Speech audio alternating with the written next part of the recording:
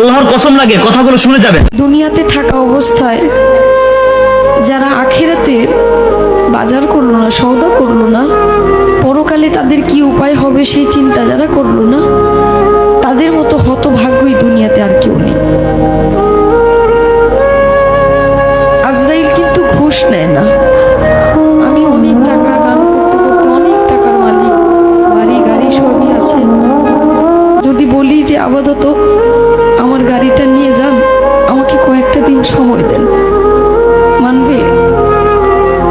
কারো কথা মানবে? মানবে না। মৃত্যুর কথা যে মানুষ দিনে 5 বার স্মরণ করে, সে কোনো ভুল কাজ করতে পারে না। একবার স্মরণ করে দেখেন, আপনি মরে গেলে আপনার সঙ্গে কে যাবে? আপনি মরে যাওয়ার সঙ্গে সঙ্গে সকল কিছু ভাগাভাগি হয়ে যাবে। আপনি মরার সঙ্গে সঙ্গে আপনার ব্যাংকে কি আছে সেটা নিয়ে আপনার সন্তান, আত্মীয় স্বজন সবাই একটা হইচই লাগাই দেবে, কিন্তু আপনি যে কোথায় যাবেন সেই চিন্তাটা কেউ করবে না।